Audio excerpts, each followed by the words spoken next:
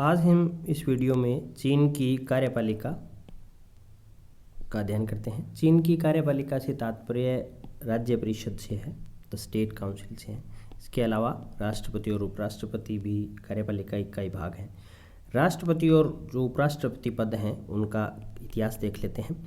1954 में ये दोनों पद थे और जो 1911 में चीन में क्रांति होती है डॉक्टर sun यat-sen के नेतृत्व में, उनके जो संस्थापक sun यat-sen कई वर्ष तक उपराष्ट्रपति रहे थे।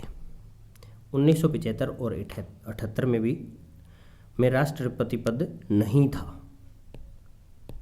उपराष्ट्रपति पद था या नहीं यह नहीं पता, लेकिन 75 और 78 में राष्ट्रपति पद नहीं था। 1982 में दोनों हैं। अनुच्छेद 69 राष्ट्रपति और उपराष्ट्रपति पद का कार्यकाल वही है जो राष्ट्रीय जन कांग्रेस का है और वे 2 से अधिक बार अपने पद पर नहीं रह सकते। ये जो प्रतिबंध है 2 से अधिक बार वे अपने पद पर नहीं रह सकते, इसे 2018 में रिमूव कर दिया शी जिनपिंग ने। It is removed. राष्ट्रपति और उपराष्ट्रपति का पद क्या है, हम तुलनात्मक रूप से देखते हैं। राष्ट्रपति निर्वाचन एनपीसी करती है, उपराष्ट्रपति का निर्वाचन भी राष्ट्रीय जन कांग्रेस करती है। इसकी योग्यता, राष्ट्रपति बनने के लिए योग्यता है मताधिकार प्राप्त चीन का नागरिक होना चाहिए और न्यूनतम आयु 45 वर्ष होनी चाहिए। उपराष्ट्रपति बनने की भी योग्यता यही है। कार्यकाल 5 वर्ष सेम, अधिकतम कार्यकाल 2 जो कि रिमूव हो गया। अब यह नहीं है, यानी यह अब बंधन नहीं है, रिमूव्ड। शक्तियां व कार्य, राष्ट्रीय जन कांग्रेस और राष्ट्रीय जन कांग्रेस की स्थायी समिति के आदेशानुसार विधियों और आदेशों को प्रभावी बनाना, यानी उनका क्रियान्वयन जो कार्य कार्यपालिका का होता है वह कार्य करना। किन की नियुक्तियां करते हैं राष्ट्रपति? किन की नियुक्तियां करते हैं? प्रधानमंत्री, deputy PM, ministers, chairman of commission तथा राज्य परिषद के महासचिव, ऑडिटर जनरल आदि की नियुक्तियां करते हैं। यद्यपि ये जो नियुक्तियां की जाती है राष्ट्रपति के द्वारा, ये एनपीसी तथा एनपीसी की स्टैंडिंग कमेटी की सलाह पर ही की जाती हैं, यानी राष्ट्रपति को विवेकाधीन नहीं है।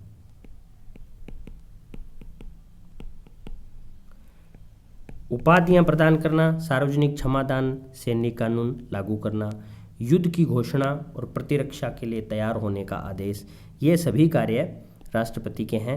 लेकिन यहाँ हम देखते हैं कि राष्ट्रपति के कार्य औपचारिक मात्र हैं, क्योंकि ये सभी कार्य एनपीसी और एनपीसी की स्टैंडिंग कमेटी के आदेश के अनुसार ही करने होते हैं। इसके अतिरिक्त अन्य कार्य जैसे विदेशिक संबंधों में राज्य का प्रतिनिधित्व, राजनयिक प्रतिनिधियों का स्वागत करना, राजनयिकों की नियुक्ति करना, वापस बुलाना, संधियों का पुष्टिकरण और रद्द करना आदि कार्य। तो अब बात यह है कि इन कामों को देखकर ऐसा लगता है कि राष्ट्रपति हैं वो जैसे संसदीय व्यवस्था में होता है वो संवैधानिक प्रमुख हैं, ऐसी बात भी नहीं है। तो राष्ट्रपति की आखिर वहाँ स्थिति क्या है देखते हैं। राष्ट्रपति की स्थिति औपचारिक है, हाँ औपचारिक है। व्यवहार में सारे कार्य किसको करने होते हैं, या वास्तव में सारे कार्य एनपीसी और एनपीसी की स्टैंडिंग कमेटी की इच्छा के अनुसार ही होता है। दूसरी है कि क्या संसदीय व्यवस्था में जो संवैधानिक प्रमुख की स्थिति होती है वह चीन के राष्ट्रपति की स्थिति है, वह स्थिति नहीं है, क्योंकि संविधान उनको श्रेष्ठ या संविधान उनको वह दर्जा नहीं देता। क्या यह अध्यक्षीय जैसी है? यह कार्यपालिका शक्ति का प्रयोग जैसे अमेरिका का राष्ट्रपति करता है वैसे करता है? नहीं करता, क्योंकि यह कार्यपालिका शक्ति का जो प्रयोग करता है यह राज्य परिषद और पीएम के मार्फत ही करता है। राष्ट्र ज़्यादा शक्ति का प्रयोग नहीं करता, ना ही उसे वीटो की शक्ति हासिल है। तो वास्तव में इसकी स्थिति कैसी है? तो जैसे हम चीन के संविधान के बाकी ऑर्गन्स में हमने देखा था, डिपेंड ये करता है कि कम्युनिस्ट पार्टी ऑफ चाइना क्या चाहती है। कम्युनिस्ट पार्टी ऑफ चाइना में राष्ट्रपति एज ए व्यक्तिगत राष्ट्रपति की क्या हैसियत है वह तय करती है राष्ट्रपति की शक्ति क्या होगी। सीपीसी में जो आपकी हैसियत है राष्ट्रपति की वह तय करती है। अब जो उपराष्ट्रपति का पद था वो हमने देखा कि उपराष्ट्रपति का कार्य क्या है। उपराष्ट्रपति की नियुक्ति, चुनाव, योग्यताएं वो सब सेम है। तो उपराष्ट्रपति का कार्य है कि अगर जब राष्ट्रपति बीमार हैं या अनुपस्थित हैं, राष्ट्रपति बीमार या अनुपस्थित हैं, तो उस स्थिति में वो प्रेसिडेंट वाला कार्य करते हैं। प्रेसिडेंट का अगर पद रिक्त हो जाए, प्रेसिडेंट का पद अगर रिक्त रहता है तो वाइस प्रेसिडेंट उस पद पर आसीन हो जाते हैं। और अगर प्रेसिडेंट और वाइस प्रेसिडेंट दोनों पद रिक्त हैं, दोनों पद अगर रिक्त हैं, तब क्या होता है, एनपीसी दोबारा चुनाव करती है। और एनपीसी चुनाव करे तब तक राष्ट्रपति पद पर कौन बैठता है, तब तक राष्ट्रपति पद होता है एनपीसी की जो स्टैंडिंग कमेटी है उसका अध्यक्ष। तो हम देखते हैं कि शक्तियां एनपीसी की स्टैंडिंग कमेटी के पास बहुत ज़्यादा मात्रा में है। अब पढ़ते हैं स्टेट काउंसिल यानी राज्य परिषद। मुख्य रूप से कार्यपालिका स्टेट काउंसिल है। अनुच्छेद 85 में लिखा है राज्य परिषद केंद्रीय जन सरकार है। राज्य परिषद राष्ट्रीय जनवादी कांग्रेस तथा उसकी स्थायी समिति के प्रति उत्तरदायी और जवाबदेह है।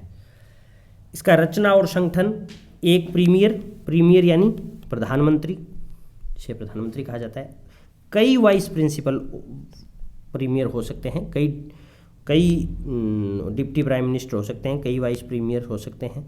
The state counsellor, the minister in charge of ministry, the minister in charge of commission, auditor general, secretary general. संविधान राज्य परिषद की जो सदस्यों की संख्या है और मंत्रालयों की संख्या है इसकी चर्चा नहीं करता। इसे निर्धारित करने की शक्ति किसको है, एनपीसी को है। राज्य परिषद का कार्यकाल 5 वर्ष है। ये इनके प्रति उत्तरदायी होती है। अध्यक्षता है वो कौन करते हैं, पीएम करते हैं। अब राज्य परिषद के जो कार्य हैं वो देखते हैं। राज्य परिषद के कार्य विभिन्न मंत्रालयों को कार्य आवंटन, उनकी देखभाल, कानून संबंधी जो विधेयक हैं उनको एनपीसी और एनपीसी की स्थायी समिति के सम्मुख प्रस्तुत करती है। विभिन्न मंत्रालयों, विभिन्न कमीशनों, उनके मध्य समन्वय स्थापित करती है। मिनिस्ट्रियों और जो कमेटियों के अध्यक्ष हैं उनके निर्णयों को ये पलट सकती है। स्थानीय समितियों के निर्णयों को भी ये पलट सकती है। राष्ट्रीय आर्थिक योजनाएं, बजट तो उनको लागू करती है। विदेशों और घरेलू व्यापार पर नियंत्रण करती है। राष्ट्रीयताओं से संबंधित कार्य करती है। जन कल्याण के कार्य करती है, जैसे एजुकेशन है और हेल्थ है, ये सारे कार्य देखती है। विदेशों में रह रहे चीनियों से संबंधित कार्य भी करती है। सशस्त्र सेनाओं का निर्माण व संचालन का कार्य भी यह करती है। विदेशी संबंध का संचालन भी यह करती है।